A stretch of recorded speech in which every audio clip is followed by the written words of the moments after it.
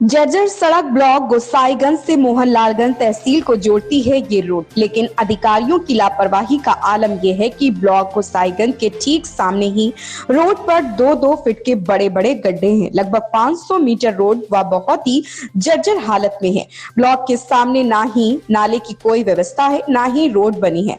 भारी वाहन इसी रोड से हजारों की तादाद में रोज निकलते हैं। नाला ना बने होने के कारण रोड पर काफी जल भराव होता है। गोसाईगंज मुख्य बाजार का रास्ता यहीं से निकल कर जाता है। लाला महादेव प्रसाद डिग्री कॉलेज के बच्चों को और बाजार में जाने वाले जनमानस वाहन चालकों को बहुत दिक्कतों का सामना करना पड़ता है। गड्ढों की वजह से लोग गिरकर चोटिल होते हैं, लेकिन शासन प्रशासन के जो जिम्मेदार हैं वह सरकार के गड्ढा मुक्त अभियान के आदेशों को मानते ही नहीं। इस बात को लेकर गोसाईगंज के व्यापारियों में बहुत ज्यादा रोष है। व्यापारियों का कहना है कि इतनी धूल मिट्टी आती है कि दुकानों में रखा सारा सामान धूल से खराब हो जाता है, जिससे हम लोग व्यापार नहीं कर पा रहे, जिसमें बहुत तकलीफों का सामना करना पड़ रहा।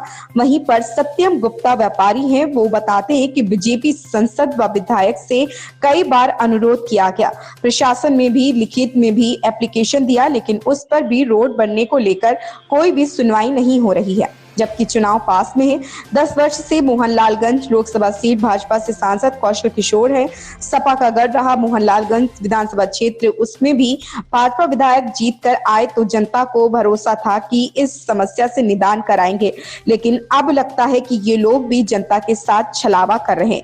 पीडब्ल्यूडी विभाग भी इस मामले में कान बंद करके बैठा हुआ है। जिम्मेदारी नहीं समझेंगे तो आम जनमानस का क्या होगा।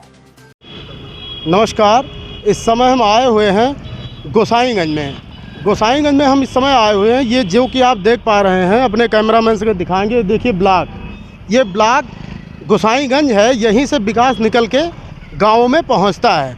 तो यहाँ पर सांसद जी, विधायक जी यहाँ पर इस गड्ढों के लिए ना अभी तक कुछ हुआ है। 10 वर्ष से सांसद जी मौजूदा स्थिति में यहाँ पर हैं, विधायक भी इन्हीं के हैं, केंद्र में, प्रदेश में, हर जगह। लेकिन ये जो स्थिति आप देख पा रहे हैं, जो गड्ढे बड़े बड़े हैं, इसकी कोई सुनवाई नहीं है। यहाँ पर बहुत से हज़ारों लाखों लोग यहाँ से पर डे निकलना रहता है। जैसा कि आप देख पा रहे हैं कि यहाँ पर 300 से 500 मीटर की जो रोड है वो इतनी ज़्यादा गड़बड़ है कि यहाँ पर एम्बुलेंस वगैरह आती हैं, सभी गाड़ियाँ आती हैं। आप जैसा कि देख पा रहे हैं, पुलिस यहाँ बैरिकेटिंग लगा चुकी है कि इस तरफ गाड़ियों में गड्ढे इतने ज़्यादा हैं कि गाड़ियाँ टूट जा रही हैं। तो इसलिए इसको पुलिस को ऐसे घुमा के लाना पड़ा है, जो कि ये बिल्कुल गलत है। बहुत बड़े हादसा हो सकता है। जैसा कि आपको हम दिखा पा रहे हैं कि यहाँ पर जो गड्ढे हैं वो आप ये देखिए, ये कितने बड़े गड्ढे हैं। कैमरामैन से कहेंगे आगे आकर वो दिखाएंगे आपको ये गड्ढे। इन गड्ढों में क्या गाड़ियाँ चल सकती हैं? क्या सांसद जी या विधायक जी इन गड्ढों से निकल सकते हैं? क्या गर्भवती महिलाएँ जिनके लिए एम्बुलेंस की सुविधा है, वो एम्बुलेंस पे बैठकर क्या इन रास्तों से जा सकती हैं? तो ये जो गड्ढे हैं, जितनी बड़ी रोड उतने बड़े गड्ढे यहाँ पे, क्योंकि विकास इस तरह से होगा तो कैसे काम चलेगा। जनता बहुत ज़्यादा परेशान है, इसके लिए कोई सुनवाई नहीं हो रही है। पीडब्ल्यूडी विभाग भी कान बंद किए बैठा हुआ है। नमस्कार, इस समय हम ब्लॉक गोसाईगंज में हैं। ये जो सुल्तानपुर रोड आप सामने देख पा रहे हैं, ये मोहनलालगंज रोड है। यहाँ पर मोहनलालगंज रायबरेली हाईवे के लिए ये रोड जोड़ता है, और ये रोड काफ़ी सालों से ऐसी ही स्थिति में पड़ा हुआ है। सांसद जी, विधायक जी, जो कि अब की बार भाजपा से विधायक हुए हैं, उनका भी इस मामले में कोई संज्ञान नहीं लेते हैं। हमारे पास यहाँ गोसाईगंज के प्रतिष्ठित व्यापारी सत्यम गुप्ता जी हैं। आइए हम जानते हैं, ये बताएंगे आपको कि क्या है पूरा। बताएंगे क्या है? ये करीब जुलाई महीने से ऐसे ही रोड खुदी हुई पड़ी हुई है। विधायक जी, सांसद जी जन आशीर्वाद यात्रा, फलाना यात्रा लेकर निकल जाते हैं। अधिकारी रोज़ देखते हैं मगर कभी उनको संज्ञान नहीं है। यहाँ से बालगढ़ इंटर कॉलेज, का इंटर कॉलेज, लाला महादेव प्रसाद, लाला गणेश प्रसाद वर्मा डिग्री कॉलेज है। बच्चे निकलते हैं, बरसात में गिर जाते हैं, दिन भर बैटरी रिक्शा पलटते रहते हैं, मगर इनसे कोई मतलब नहीं। ये जुलाई महीने से ये हालत है कि दुकानदारों को जीना मुश्किल हो गया। यहाँ पर जीना दोभर हो गया है। पूछे ना, इतना धूल मिट्टी, इतना प्रदूषण। अगर कोई प्राइवेट आदमी करता तो अभी तक उसका चालान कर दिया होता प्रशासन ने, मगर सरकारी प्रदूषण से चालान नहीं होता है किसी का।